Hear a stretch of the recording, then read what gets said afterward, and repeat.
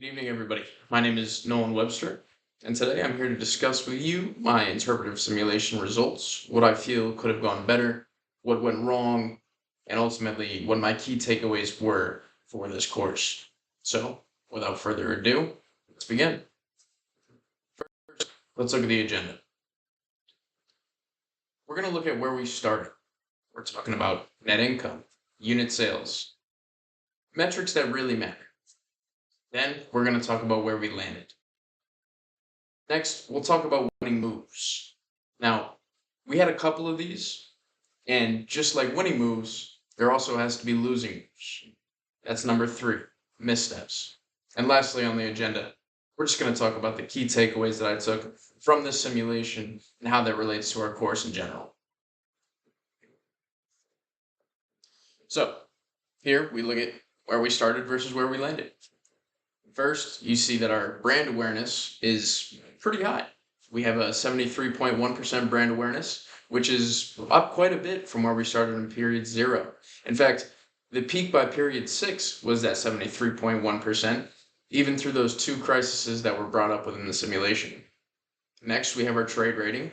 It's at 5.4, which is up from 4.4 at the start of the game, which I found to be quite impressive. Next, we have net income. Now, I know what you're thinking. This is the number that's scary, right? You have $50.7 million in net income to start the game. Okay, that's just in period 0. I dropped all the way down to $26.7 million in period 6. Now, again, this is not the cumulative amount, as the cumulative amount is shown at the bottom there in the bottom right. However, that's still quite the drastic drop. Not something that we really want to see. So again, we're just weighing the pros and cons. Next, we'll see that we have our unit sales. $214.3 million to start the simulation in period 0, all the way up to $215.5 million to end the simulation. So, not a drastic jump. However, we'll talk about that a little bit more at the end of the presentation. At the end here, we see that we have cumulative net income, $312.2 million, and our cumulative net sales, our unit sales, is $415 million, which are both decent numbers for how drastic of a period 5 that we had. And I suppose now's a better time than any to start talking about that. So, let's get into the nitty-gritty. We have the verdict. Better, but bruised. So, what we won. Our trade rating, fantastic. Climbed from 4.4 to 5.4. Can't be mad about it. Our shelf space grew from 1.2 average cubic feet to 1.5 feet. Solid. Our brand awareness peaked at 73.1%, as I stated before. These are all great metrics. However, we lost a couple of things as well. Our net income and our unit sales just ultimately declined under the pressure of both period 4 and period 5. Along with this drop, we had capacity utilization collapse. It actually collapsed down to about 56, 57% in period 5, and then we recovered back up to about 74.7%. However, this dropped from about 102 to 108%, which is the other end of the extreme. Neither side very great. At the end, we have a $2.6 million budget deficit. I didn't have too much to work with in period 6. It was a little bit difficult to, scrounge some finances together and make it worth. However, we got there, we finished the simulation, and we took a pretty good rebound in period 6, despite that $2.6 million budget deficit. So now, we're going to go on, and we're going to start talking about our premium positioning here. So, at launch, obviously, we had a premium price of $5.49. It's the highest in the market, and we paired that with a 30% volume discount to retailers. Now, why this worked? Well, high prices and high retailer incentive, that right there is a 30% volume discount, really means that there's fast shelf placement, you're getting in the eyes of the consumers a lot better, and you don't really have to sacrifice that premium perception. So we really have an all-around quality, as all-around's name would suggest, while still driving that bulk of commitment from our trade partners. Next here, we have the Salesforce reallocation. Here we see that there were a decent amount of representatives to start the game, 110, and we ended the game with 157. We really shifted away from that target 110 representative mark, and instead of just shifting, the base of our representatives here, we moved the total number of representatives and moved the spots that they were in.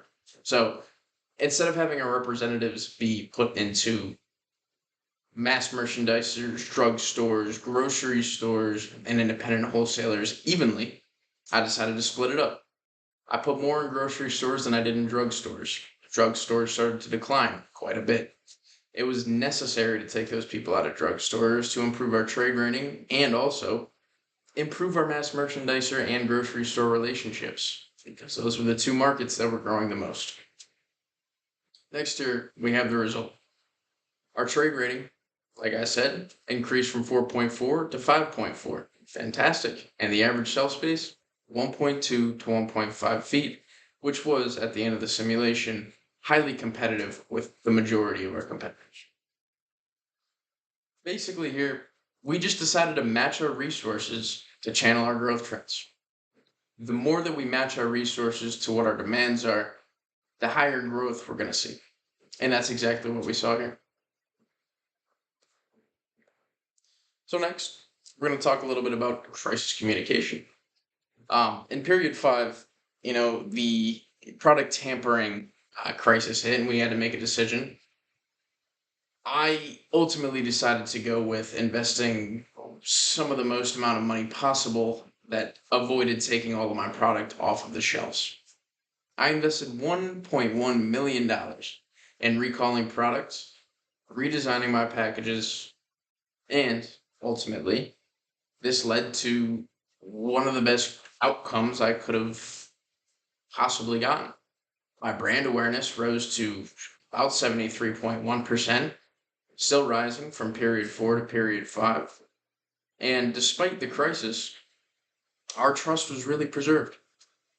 The response was proportionate, it was visible, and it signified to me that I had made a good decision. Which also made me think a little bit when I was doing my memorandum about what the proper way to handle crises are within business. And then I stumbled across this Coombs theory right here, which I found was pretty accurate and sort of what I reflected right here in my simulation. I matched my response intensity to my reputational threat level. So, next, we're going to take a look at our price spike. So, on periods 4 through 5, what we did was we raised MSRP from $549 to $599. That was two different changes. We raised it from $549 to $569 in period 4. And then in period 5, we raised our price from $569 to $599. We, at the same time, cut the volume discount by 5% and a promotional allowance by 3% at the same time. This ended up being the biggest mistake of the entire simulation, and my net income tanked because of it. Unit sales also fell. Capacity utilization collapsed to 57.6%, which was much more than intended. You see, the original reason for me in increasing the price from $549, or at least MSRP from $549 to $569, was to make sure that I was able to decrease that capacity utilization rate. Originally in period 3, it was up at about 108%. That's something you can't have. Costs are going to get higher. It's going to be just generally more costly to run a plant, run production out of that plant. And that number needs to be ideally as close to 100 as you can without going over. So, raise the MSRP, try and curb my demand, and it tanked. Trying to use my price there to curb that demand and protect my margin at the exact same time was really catastrophic for me because ultimately I got nailed. So, now we'll move on to the second biggest mistake, and that was my overcommission on ad spend. And I overcommitted quite a bit here.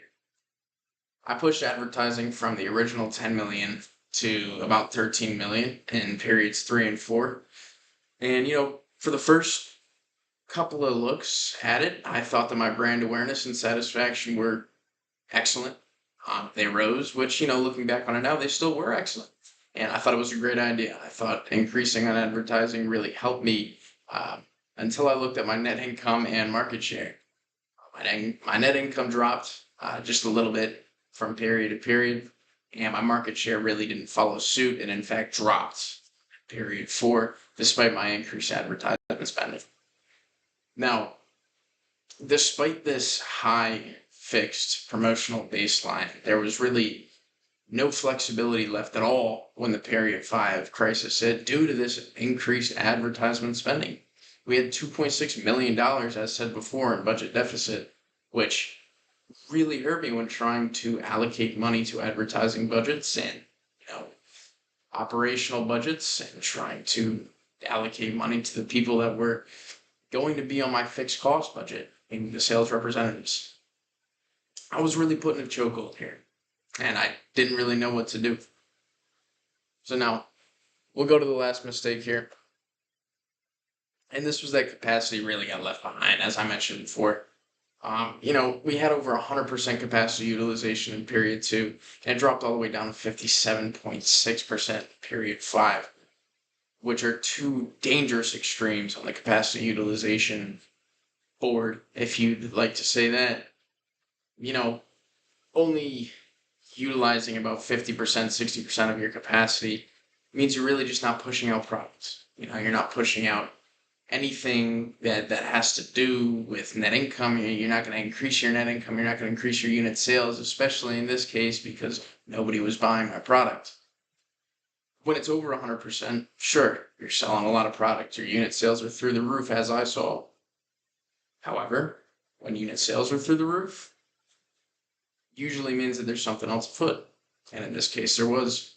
My costs were rising. Fixed costs obviously remained the same. However, all of my operational costs skyrocketed. That was something I couldn't have. So why this failed? Obviously, there was no supply chain lever in the game. There was no way to control about making another plant or changing how a plant manufactured or how many people I could hire at a plant. However, there really is a structural gap here that was unveiled to me between demand generation and fulfillment ability. If you generate more demand than you can handle, you're going to stock out real early. So let's talk about the key takeaways. Pricing power has its limits. Premium positioning works really only when moves are gradual and paired with retailer incentives. You're not supposed to use them as a panic button. So that's a really big one, and that's something that I failed to realize. Brand equity and financial performance can diverge. Just because your awareness and trade ratings are so high and they're increasing period by period, it doesn't mean that your margins are going to increase too. And that's something that I figured out through this interpretive simulation. One is not a cause or an effect for the other. Resilience beats perfection. The crisis that we had in period 4, period 5, neither of them sunk our brand. We really had an inflexible budget and made it more expensive than it needed to be. Ultimately, I wish that I had a little bit more budget left. If I could go back and fix it all over again, I would. However, this reflects real business. You never know when things are going to go south. You never know when somebody's going to tamper with your product, and you never know when you're going to need to reimburse the people that got tampered with. Next year, we have our marketing promises, and that's a big one. They have to match your operational reality.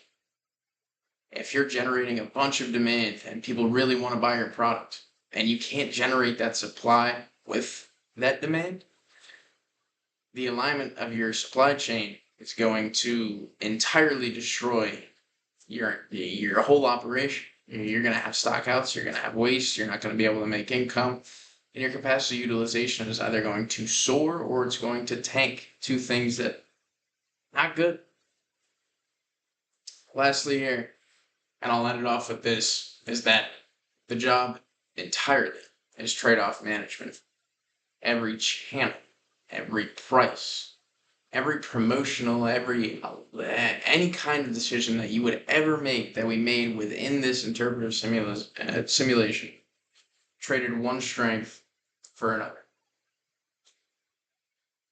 That's it. Thank you for listening to my presentation, and I hope you enjoyed it. I hope you certainly got a little bit out of this and understood what the interpretive presentation assignment was. And feel free to contact me at nolan04webster@gmail.com. Any questions, I'd be happy to answer. So, thank you.